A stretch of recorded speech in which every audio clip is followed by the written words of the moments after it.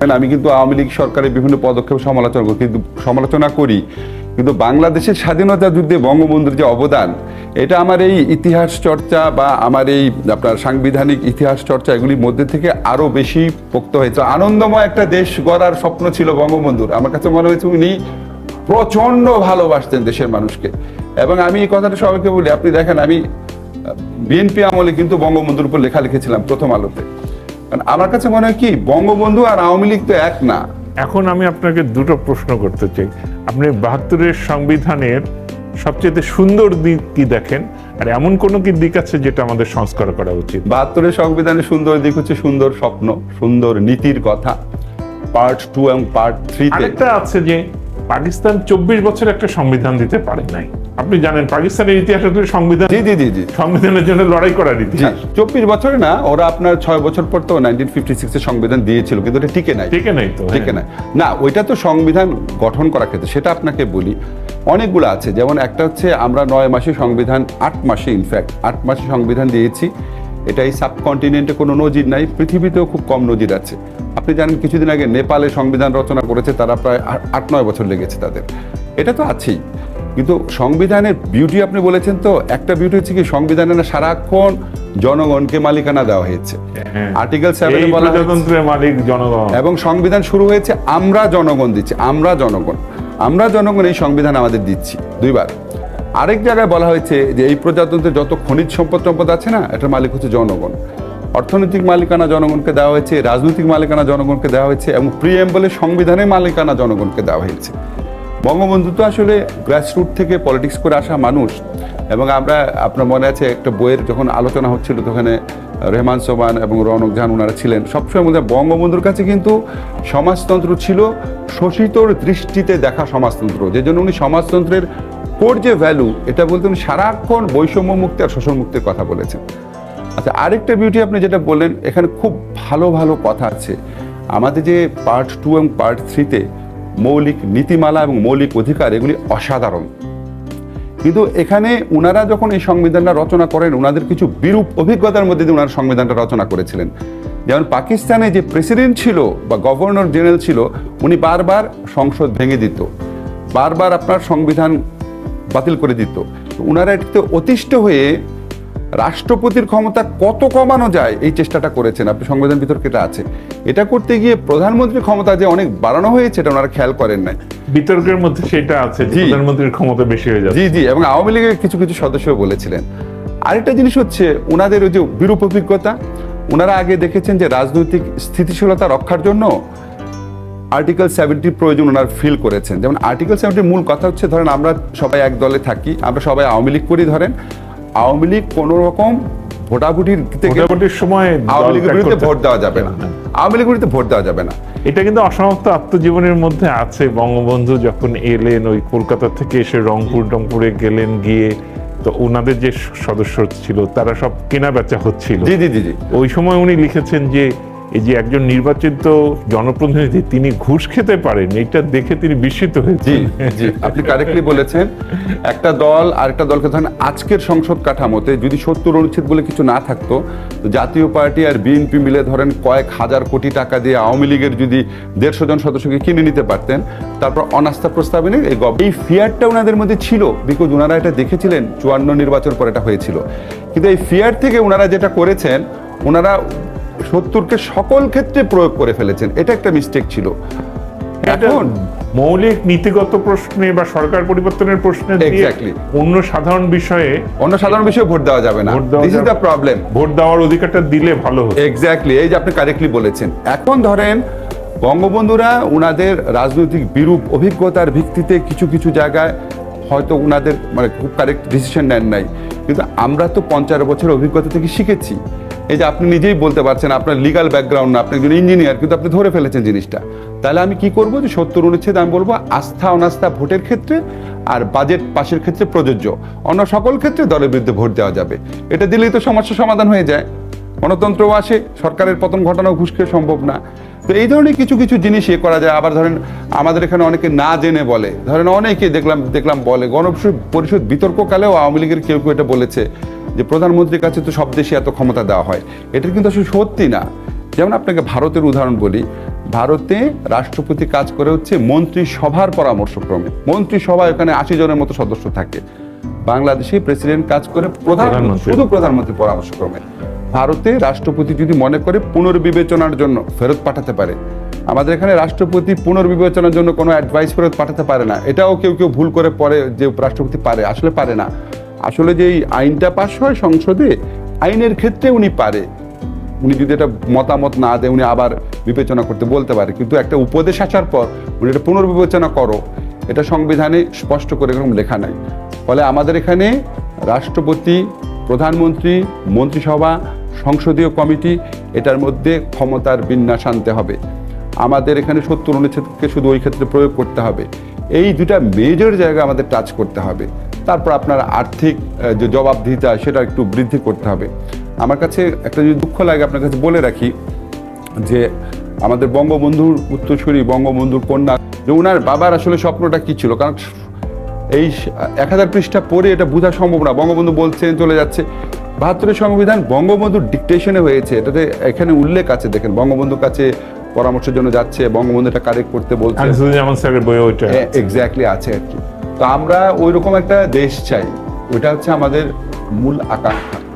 এখন কিন্তু আমি এগেইন বলছি, আমরা অনেকে বিদেশে যাই, দেখি একটা দেশ যখন ভালোভাবে চলে, একটা দেশে যখন অর্থনৈতিক উন্নতি হয়, একটা দেশে যখন মানুষের মোটামুটি খেয়ে বলার ব্যবস্থা থাকে, কথা বলার অধিকার থাকে, তখন কিন্তু মানুষ রাজনীতি নিয়ে এত মাথা ঘামায় না। এই প্রধানমন্ত্রী কি বললো, পররাষ্ট্রমন্ত্রী কি বললো, ওনারা কি বলেছিল, এখন আমাদের এত কষ্ট, এত যন্ত্রণা। এই যে আপনার যে বিশ্বকাপ নিয়ে এতটা মেতে আছি কেন? আনন্দের কোনো জায়গা নাই। তো আনন্দময় একটা দেশ গড়ার স্বপ্ন ছিল বঙ্গবন্ধুর। আমার কাছে মনে হয়েছে উনি প্রচন্ড ভালোবাসতেন দেশের মানুষকে।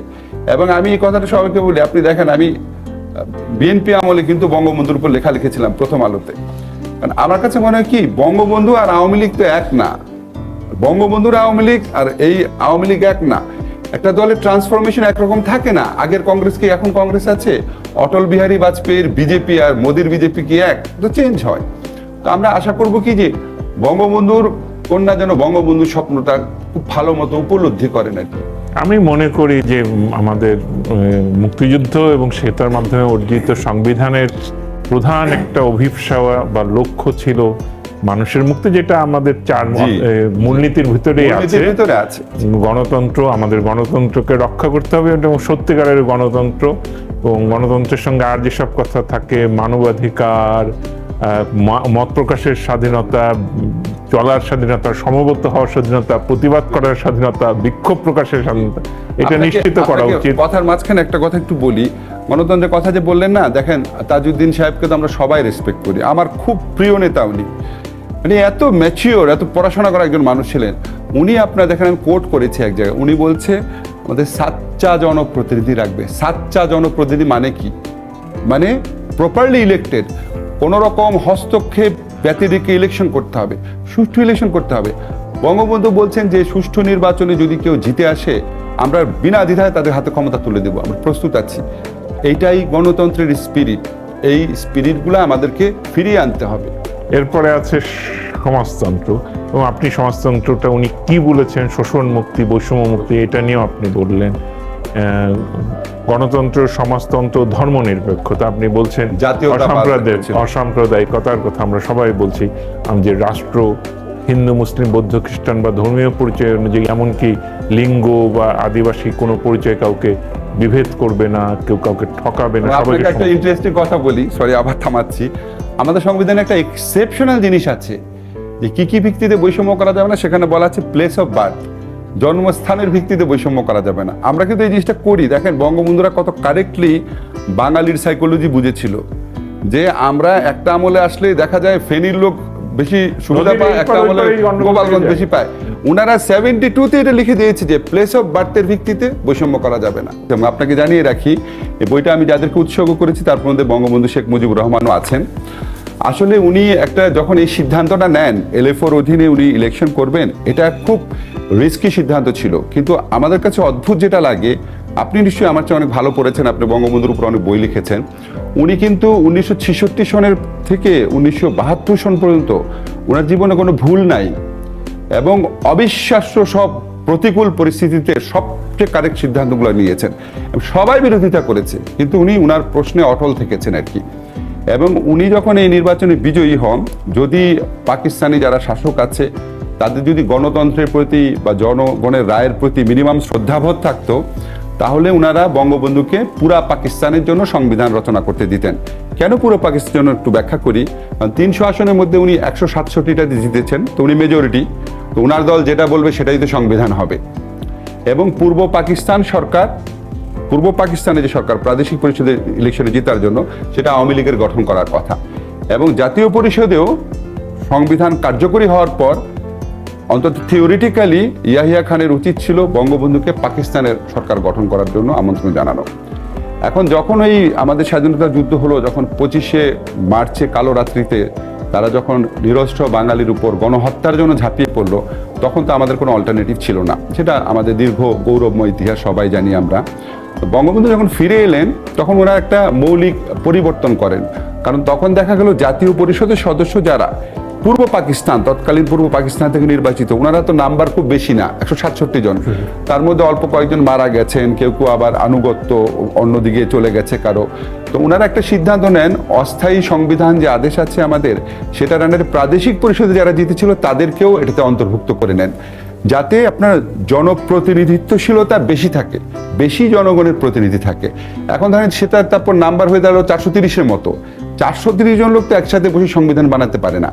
এই জন্য এই গণপরিষদ থেকে আপনি বলছিলেন যে এই 430-এর মধ্যে মারা গেছেন, শহীদ হয়েছেন এবং আনুগত্য প্রশ্ন ইত্যাদি মিলে 403-এর মতন। একদম শেষ যখন সংবিধানটা অ্যাডপ্টেড হয় 4 নভেম্বর, তখন 403-এর মতো ছিল। তো এই নাম্বারের ভ্যারিয়েশনটা খুব বড় ব্যাপার না। তো আমাদের যখন ওনারা বসলেন একসাথে, বঙ্গবন্ধুর নেতৃত্বে যখন গণপরিষদের প্রথম অধিবেশন বসলো, এবং ওনারা কিন্তু আপনার ওই যে মুজিবনগর দিবসে বসেছিলেন একসাথে, হিস্টোরিক্যাল ডেটগুলো মনে রেখেছেন, 10 এপ্রিল। জি, তখন ওনারা কিন্তু করেন নাই, এই 430 জন মিলে বসে বানানোর চেষ্টা করেন নাই। ওনারা 34 সদস্য বিশিষ্ট একটা খসড়া সংবিধান প্রণয়ন কমিটি করেন। সেই কমিটির প্রধান ছিলেন ডক্টর কামাল হোসেন। সেই কমিটিতে একমাত্র বিরোধী দল থেকে ছিলেন সুরঞ্জিত সেনগুপ্ত, একমাত্র মহিলা প্রতিনিধি ছিলেন রাজিয়া বানু। এবং ওই কমিটিতে মুজিবনগর সরকারের যারা সদস্য ছিলেন তারা প্রত্যেকে ছিলেন। পরে ওনারা প্রচন্ড একটা ইনফর্মড একটা ডিসকাশন করেন। বঙ্গবন্ধু আমার মনে আছে যে বঙ্গবন্ধুর সাথে আপনি আনিসুজ্জামান স্যারের বই পড়ে দেখবেন, বঙ্গবন্ধুর সাথে ওনারা মাঝে মাঝে কনসাল্ট করেন, দেখা করেন। এবং ওনারা যে ড্রাফটটা করে দেন, সেটা আবার 4 শতাধিক সদস্য মিলে আলোচনা করেন, ডিবেট করেন। প্রচন্ড ডিবেটে হয় কিছু কিছু বিধান নিয়ে। এই আলোচনা এবং ডিবেটের যে প্রসিডিংসটা, যেখানে যেই দলে লিপিবদ্ধ হয়, সেটাকে আমরা বলি গণপরিষদ বিতর্ক। এটা বেরিয়ে হয়েছে গণপরিষদ বিতর্ক। 34 জন যে ছোট ঘরে বসলেন, ওইটারও এর মধ্যে আছে না? ওইটা যখন 403 জন আলোচিত বসলেন হয়। তখন। তবে 34 জন মিলে যে রিপোর্টটা দেয়, সেই রিপোর্টটা আমার কাছে আছে, এটা আমাকে ডক্টর কামাল হোসেন দিয়েছিলেন। ওটা ইংরেজিতে, ওটা কোনো বাংলা অনুবাদ নাই। এই বইতে প্রথমবারের মতো আমি এটা বাংলা অনুবাদ করেছি। সাংঘাতিক রিসোর্সফুল একটা। 34 জন যে আপনার রিপোর্টটা দিয়েছে, এটা কেনই খুব ইম্পর্টেন্ট, আপনি খুব অবাক হয়ে যাবেন যে ওখানে 6 জন কিন্তু নোট অফ ডিসেন্ট দিয়েছিল। বঙ্গবন্ধুর আমলে গণতত্ত্ব চর্চার সুযোগ অন্তত 72 সনে কতটুকু ছিল, সেটা প্রমাণ হচ্ছে ওখানে 6 জন নোট অফ ডিসেন্ট দিয়েছিল। তার মধ্যে 5 জন আওয়ামী লীগের সদস্য, শুধুমাত্র সুরঞ্জিত বিরোধী দলের সদস্য। এবং আওয়ামী লীগের সদস্যদের মধ্যে